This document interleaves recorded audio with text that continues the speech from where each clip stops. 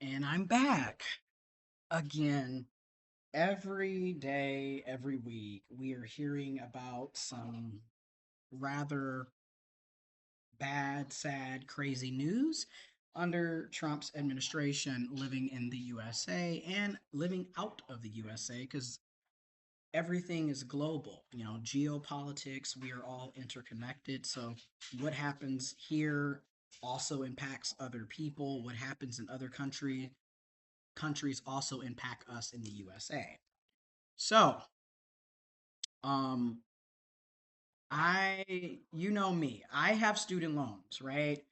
I had me, like so many other millennials and Gen Zers who essentially were fed propaganda on the importance of a college education, yet nobody explained that one, you having a degree isn't going to lead to a job or a career, let alone you actually making a quality living with said degree. Then there also really wasn't much conversation on how people would go about paying their student loans back. So fast forward years later, and I mean years. I graduated high school come this June 15 years ago, class of Big Ten. I got my first college degrees in May of 2012, two associate's degrees. And then I got my third degree in May of 2014, got my bachelor's degree. And then my last go around was the end of April of 2017 when I received my master's degree. So it's been years for me. And the bulk of my debt came from obtaining my master's degree, which, ironically enough, was like a year and a half of schooling, and probably was the easier degree than the other three degrees, but yet ended up costing the most, even though I was going to the same university that I went to for undergrad.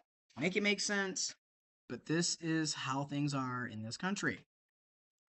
So, I wanted to go over some things that a lot of student loan borrowers should be considering, especially with Trump's administration. So it's number one, nine things student borrowers can do as Trump's actions raise alarms. This is being brought to me by Forbes. Forbes of all, isn't that funny? Out of all of the news sources, Forbes. But yes, so here are some things that people need to kind of be aware of because a lot of us, number one, we're under some of us were under the impression that back in 2022 when Biden was the president, um, a lot of us signed up for the student loan forgiveness programs because originally there was discussions of up to $10,000 being forgiven for every person who had a federal student loan. And then if you had received the Pell Grant, you would get an additional 10,000 forgiven. So if you were with Pell Grant, that was going to be basically potentially $20,000 that would have been wiped off of your student loans. And granted, a lot of people had mixed feelings with that as well because number one, your average person has well over $30,000 worth of student loan debt. So what was $10,000 really going to do for somebody that owed over 100K? Not much of anything. Then on top of that, it didn't happen anyways. Um, and yet all of us were signing up for these programs. And then a year later, a lot of us signed up for what was considered the SAVE Income Driven Repayment Plan that also no longer exists. So a lot of people are finding out that they're not in any type of income driven repayment plan. And they're finding out that their student loans were put into forbearance. So none of the payments that you had set up are going towards the public service loan, student loan forgiveness program either. So, once again, we're always being screwed over, um, time and time again. And I have so many thoughts on that, but to keep it on task, this article, we're going to cover it and talk about some things that we need to be preparing for.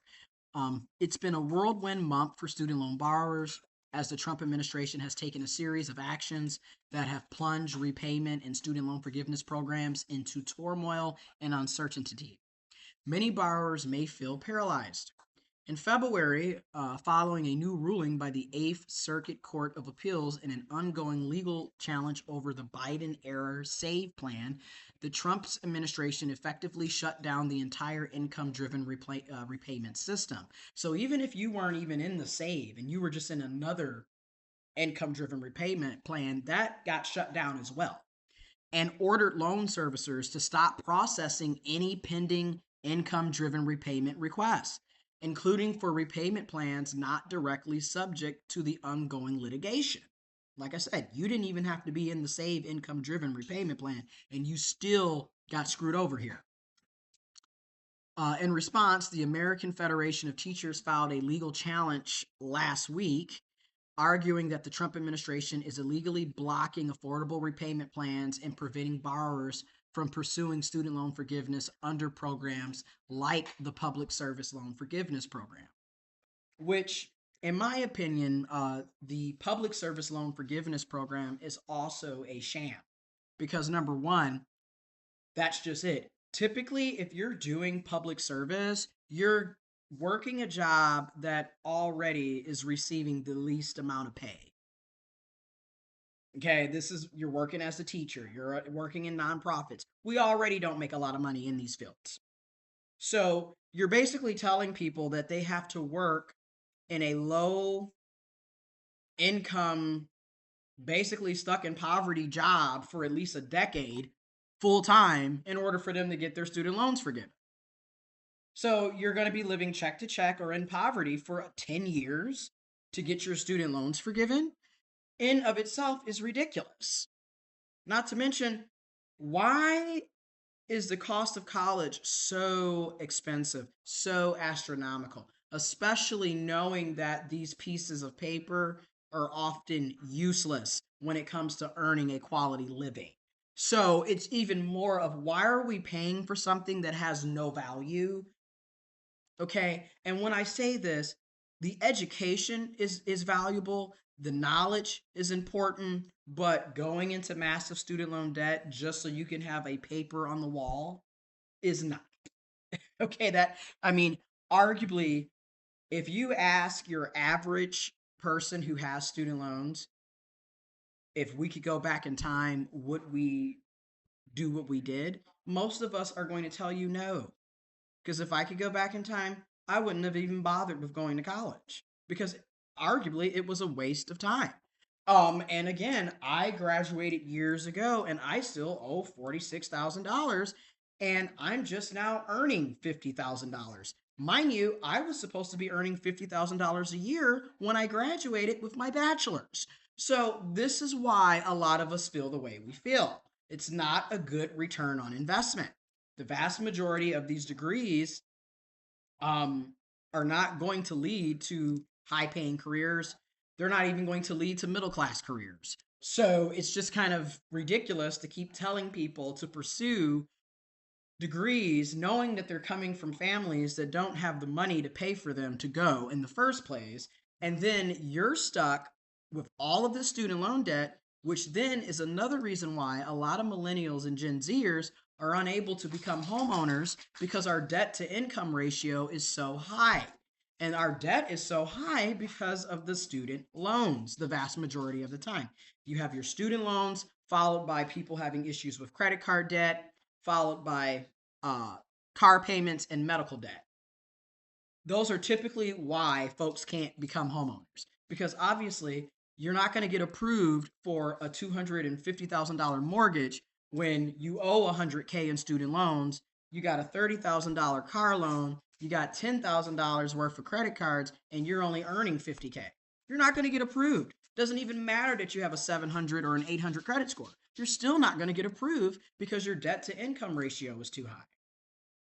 And that's all by design. Because again, when you look at other first world countries, they get to go to school for free. their tax dollars are actually allocated properly to go back into the taxpayer. So their tax dollars fund their colleges and universities, so they don't have to go into massive debt to get a degree. Where you come to the USA, it's the other way around. You're expected to pay tens of thousands of dollars every year to attend a college. I mean, when I first started at the community college level in 2010, it was $89 a credit hour. Fast forward to now, that same community college, you're paying well over $200 a credit hour. And it's ridiculous because, again, nothing has changed. It's the same school, it's the same degree, but they keep going up and up and up while also constantly passing these millages at the local level for taxpayers to fund programs at the community college that you have to pay for. Make it make sense, but okay. Anyways, while this same college has numerous nonprofits and foundations. This is why I'm like, at some point in this country, there really just needs to be a conversation on how we keep allowing the rich and the wealthy to steal and hoard resources from everybody. Okay, because a lot of these nonprofits, let's just be honest, it's just another way for the rich and the wealthy to avoid paying taxes. That's exactly what's going on here. Okay, because again, most of your nonprofits are philanthropic, but they're based off of some rich person who doesn't want to pay taxes. So then they create a 501c3 to avoid paying taxes. Now, I'm not saying that these nonprofits aren't helping, but arguably, if rich people paid their taxes, we wouldn't need nonprofits to begin with because our tax dollars would be reallocated back to us the way it's supposed to be. Okay. I mean, arguably, all of this affordable housing, this, that, and the third would already be a thing if we would stop prioritizing the rich and the wealthy. Okay. But, anyways, back to the topic. So, the U.S. Department of Education, which is also going to be pretty much dismantled under Trump's administration, removed the online and paper applications for income driven repayment and ordered loan servicers to stop processing any pending IDRs, including for repayment plans not directly subject to the ongoing litigation. In response, Granny, I am doing a video. Then President Donald Trump engaged in a series of executive actions that have injected an enormous amount of uncertainty into the environment. Trump issued an order to limit the eligibility for the public service loan forgiveness program based on an organization's activities. So, in other words, if your nonprofit, for example, is focused on anything related to diversity, equity, inclusion, you are no longer eligible for the public student loan service loan program. I mean, literally. So most of us that have been working will never be eligible for that.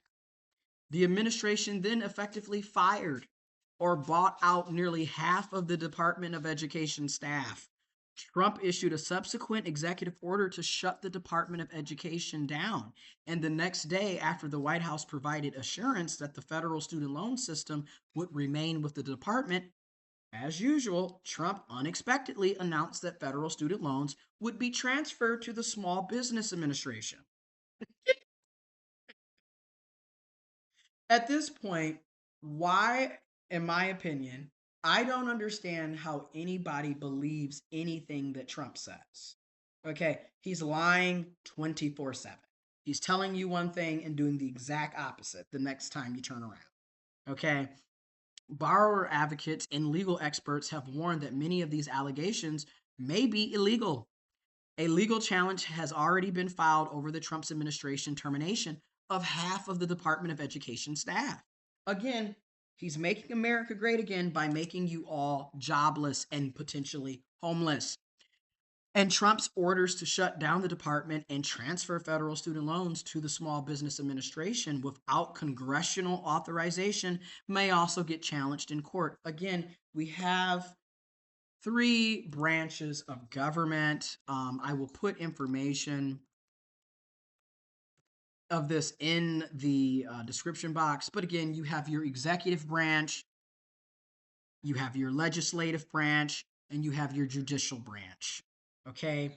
So the president is in the executive branch, but your senators, your U.S. House representatives, your Congress folks are in the legislative branch. And then we have our judicial branch where you have your circuit courts, your U.S. district courts, your appellate courts, your Supreme Court, etc.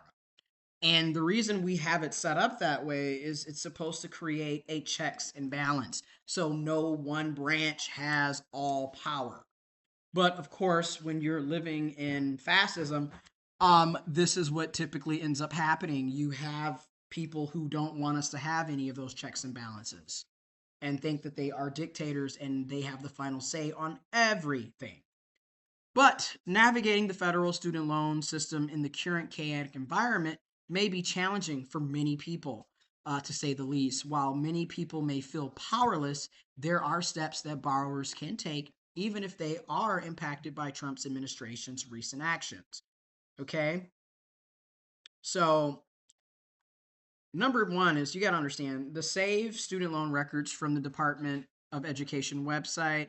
Whenever there has been any major changes to the federal student loans, such as a transfer to a new servicer, which that constantly happens, like they will literally buy and sell your student loans, which lets us know if they can buy debt, how come they just can't pay that debt off?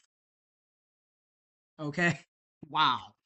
Um, Reforms to existing programs, there is always a chance that critical records may be lost or corrupted. Saving key student loan records may be really important if the Trump administration winds up trying to move the federal student loan system to a different federal agency, such as the Small Business Administration, or cuts off access to certain websites or data. So, again, at this time, it's in your best interest to go into your student loan servicer, okay? Whether that's Nelnet, whoever you're with, you need to go in, print out documents, save documents, screenshot, do what you need to do to show proof and evidence of your history. Okay? To mitigate these risks, borrowers should log into their Department of Education account at studentaid.gov and periodically download and retain key records. This would include taking a screenshot of your studentaid.gov dashboard, which contains key high-level information about a borrower's student loans, as well as a progress towards student loan forgiveness under income-driven plans and the public service loan forgiveness program, if applicable.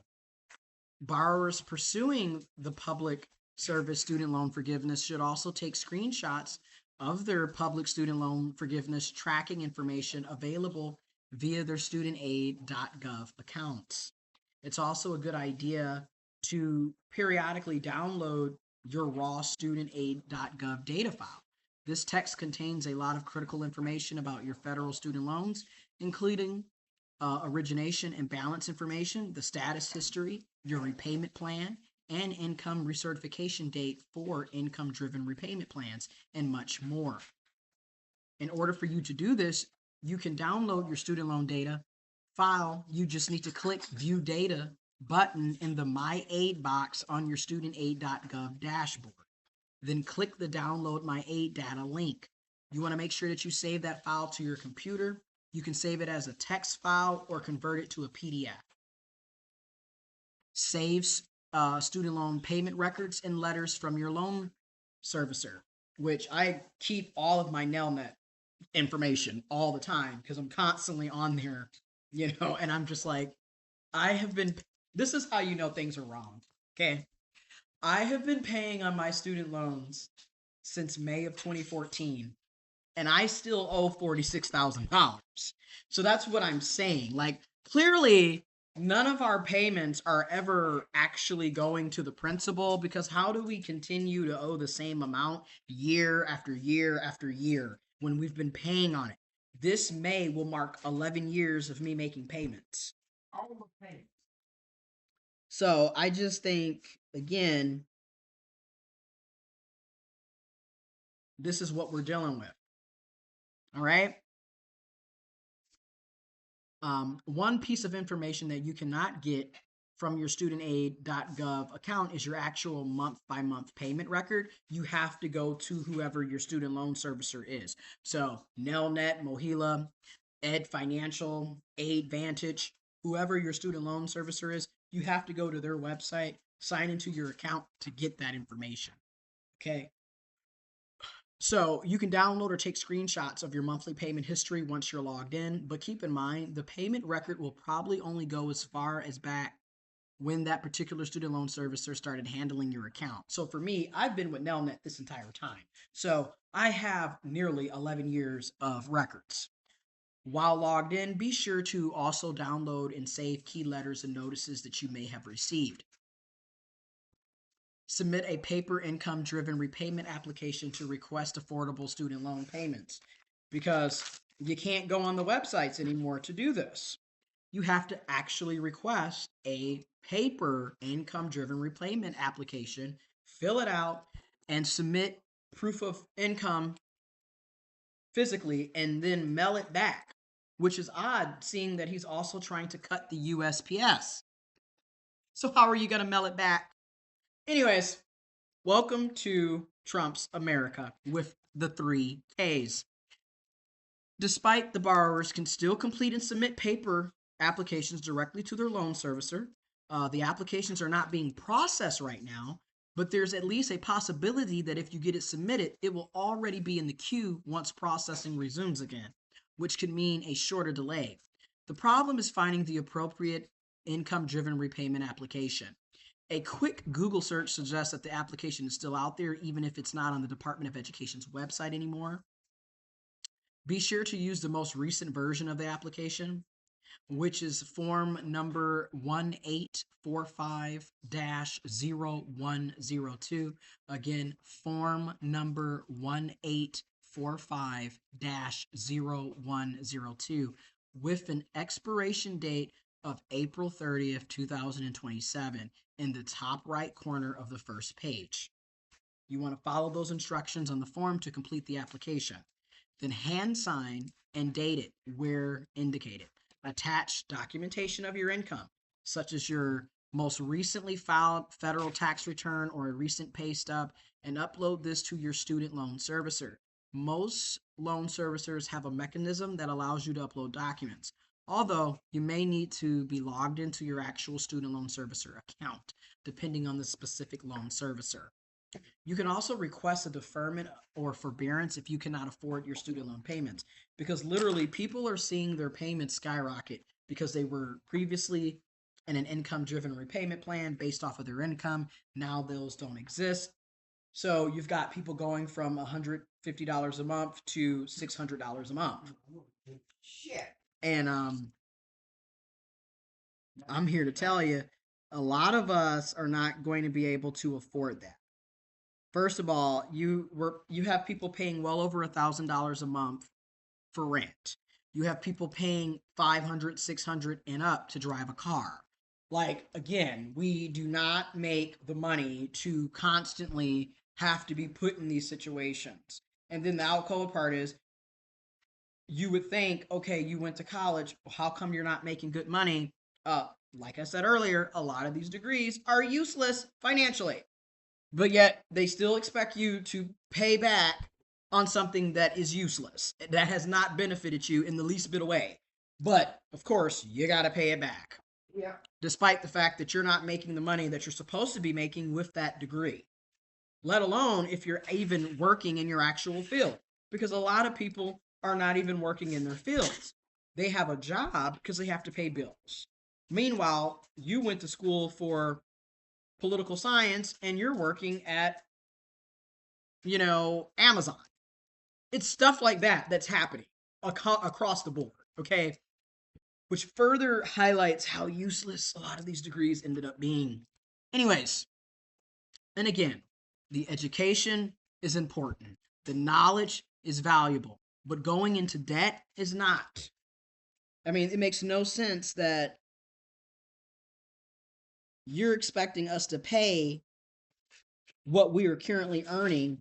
So how in the world are we going to pay off our student loans when you owe what you earn? Which basically is another reason why I keep saying a lot of us need to make six figures or more if we ever want to get out of debt. End of discussion. Because we don't make enough money to do these things working at our current jobs. And like I also stated, with the public service loan forgiveness program, you're basically forced to work in a low wage salary job in order to get that, which is ridiculous. Because why in the world, again, if a lot of us, if we would have had this information 15, 20 years ago, we would have made completely different decisions. Because I'm just going to go on and say it. Why should anybody go to college to make the same money that somebody without the degree is making? What is the point? I'm just being real. You don't need a college degree to make $50,000 a year. So it makes no sense to be sitting up, wasting years of your life that you can't get back, going into all of this debt that you're never going to get out. It just doesn't to me anymore. It just doesn't. You want to make sure that you're checking your credit reports for errors on student loan reporting. And you may want to rethink financial aid plans and explore options that don't involve a student loan. You also might want to contact your federal elected representatives, your U.S. Congress folks, your U.S. senators, to discuss your student loan concerns. And don't rush to refinance your federal student loans. I cannot stress that enough. Do not rush to refinance. A lot of people are getting screwed over in that. Don't do it. Don't do it. Because a lot of people think, oh, I'm going to get a lower interest rate and better repayment terms. And the next thing you know, you end up restarting the clock. So say you done made, in my case, 11 years of payments, and then you decide to refinance. Well, now you're back to zero.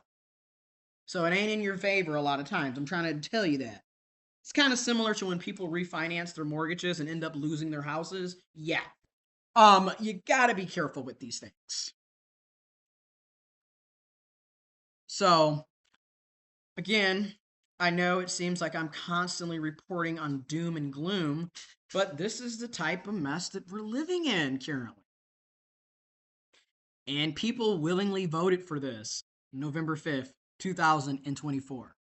If you remember the movie V for Vendetta, remember November 5th? Isn't it so ironic? And that's where the whole anonymous came from and the anonymous mask. Well, November 5th of last year was our presidential election, our general election date. And a lot of people willingly voted for this chaos. And now these are the same people who voted for this, who are now freaking out as if this wasn't already explained to you that this was likely going to happen.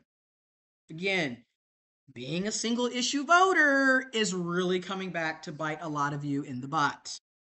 Anyways, information is in the description box below. And again, I strongly recommend you look at taking some of these actions to try to alleviate some of the unnecessary pain and suffering, focusing on your student loans, okay? And I'm out.